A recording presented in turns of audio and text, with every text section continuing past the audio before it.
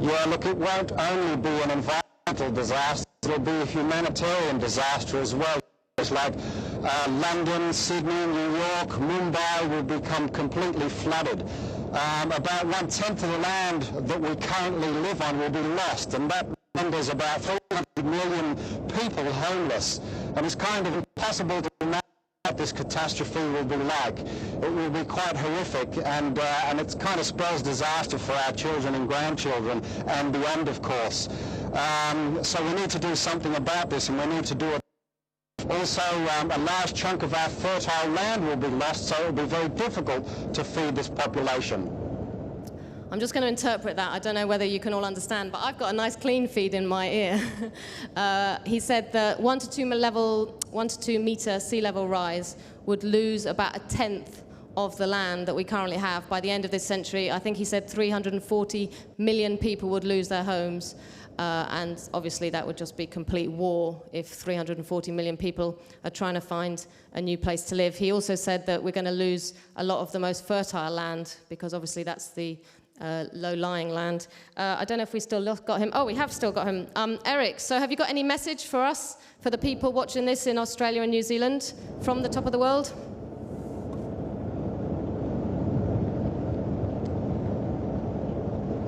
Well, the message to Australians and New Zealanders, and indeed people all around, to ensure as we can on our leaders, people like Kevin Rudd, heads of state, to make binding agreements to reduce our emissions by 40% by the year 2020. 50% for developed countries such as Australia and New Zealand, and 15% for developing countries. We need to do this, and we need to do it quickly. Okay, Eric, we're going to go into a lot of detail about exactly what we all need to do, but thank you so much for joining us from the Arctic. Hello from Sydney. Come on, give him a bit of a hello.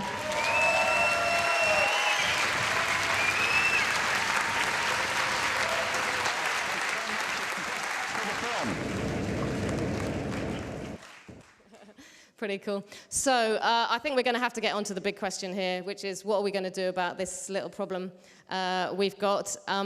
John, what are we going to do about it?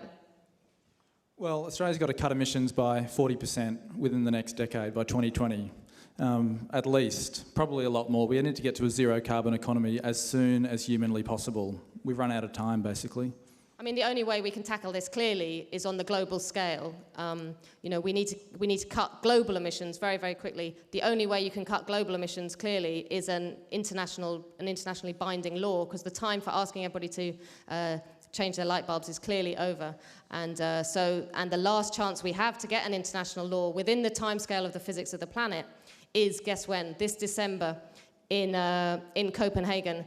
John, what is Copenhagen? Other than the capital of Denmark, we know that. What is Copenhagen? So, Copenhagen meeting of world leaders to sit down and try and thrash out a new treaty to cut emissions. It's crucial. It's a very important meeting, and you know, we need leaders like Kevin Rudd, Obama, all world leaders to go to that meeting with a lot of pressure from their constituents back home, from people, to go to that meeting, so they don't have any choice but to be seriously cutting emissions and not trying to cheat their way out of it. Because, I mean, what happened with the Kyoto Protocol is they promised a whole lot of stuff and they just snuck out of it. They came up with all kinds of cheats and loopholes and, you know, basically accounting fraud, and we can't let them get away with it again.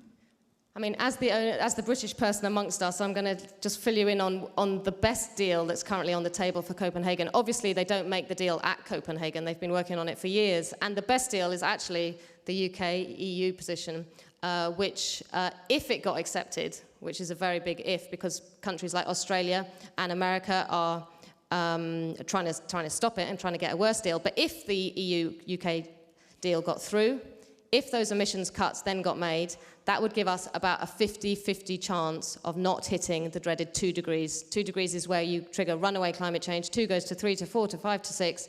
By the time we hit 6, it's about over for life on Earth. In other words, the UK, the elected leaders are at best giving us a 50-50 chance. Just imagine if it was a plane. There's our leaders going, come on everybody, get on the plane. It's got a 50-50 chance of a safe landing. Nobody would get on that plane, clearly, and yet we are all on that plane, and there's no way of getting off. So what's Australia's plan, John? Australia's plan is 5% reductions. That's what Australia has committed to. That's what Kevin Rudd has committed to, the man who was elected with a mandate from the Australian people to take serious action on climate change. It's absolutely pathetic. Now, he said that he'll go up to a slightly higher target of 25%, which is still a long way short of what's needed. But Australia's plan is really to export more coal. That's what's driving the climate policy in this country. We're going to get straight back onto that. But we're just going to temporarily go to Piers, the wind farm guy, who's apparently on the line. Let's hope we haven't just dragged him out of bed. Piers, oh, we've got a picture of him. Piers, is that you? Yeah, hi. Piers, it's Franny here, and you're speaking live to all of Australia and New Zealand, so careful on the swearing, because your swearing has already caused me a lot of problems with the British censors. So easy on the swearing. Piers, how's it going? Fine, very well. How's it going there? It's definitely going. We've got a question for you, but I want to ask you another question before I ask you that one, which is how's your wind farm going, the one that we saw in the film? Any progress? Yeah, well, we reapplied for that project. We reapplied for planning permission in September 2008. We really cut the project down to just 3 wind turbines because we were desperate to try and get something there started. Actually, today we have just received the planning officer's recommendation for those 3. We had no objections from any of the government statutory groups, but yet they still recommended refusal, so which is quite unbelievable. So we will have to go into an appeal process now for that. So we're looking at probably adding now another year to it. So we're keeping going, but it's certainly not easy. And have you had any other successes with other wind projects? Come on, give us some good news here. Yeah. I mean, there is good news. We've got now 2 permissions in Wales for projects. One of them is being built at the moment, which is great. You know, and we've got various. We're involved in a very large project in South Wales, which we're hoping is going to be successful. So there's a lot going on, but it's still an uphill struggle. It's still tough. And is it true that the UK government is going to change the law to make it easier for you to get wind farms through? Not you personally, but the whole industry? Yeah, I mean, they're recognising that that there's no way they're going to reach the targets and move things on in the way that needs to happen with the current system. So they are looking at various ways of speeding up the process, but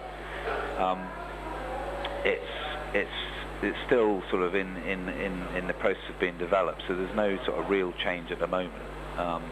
Okay. And actually, to change, it needs to be a lot more than just changing a few things at the top. You know, what really needs to happen is that there needs to be some real work in terms of educating the various consultees, doing more community engagement and things, and those are all things that the government is not really looking at. They're just sort of looking at it at the very top level, and I think really that's got to change. You know, it's got to be all the way down to the grassroots level. They've got to look at the whole system and work with us and communities to make things better.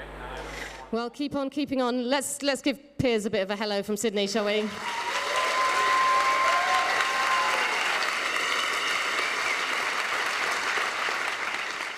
Wow, that is amazing. See you, Piers. I didn't realise who I was talking to. That's incredible. Oh, yes. Oh, they want me to ask you your question, Piers. Is he still there? Yeah, I'm still Piers, here. they've got a question here for you, which is, why don't you build wind turbines in the oceans? Well, we are building in the UK. We are building projects offshore as well, and that's a very important part of it. But we aren't going to be able to do everything offshore. I mean, there are some serious technical problems with going out into the deep ocean.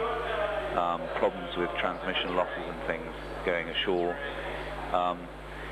And I mean, there is always this feeling, oh, well, it isn't easier just to put things out of sight and out of mind. If we put them a long way off, then we'll never have to worry about it. But in a lot of ways, that's not going to help us, because ultimately we need to be actually understanding what it takes to generate electricity and what the impacts are of doing that.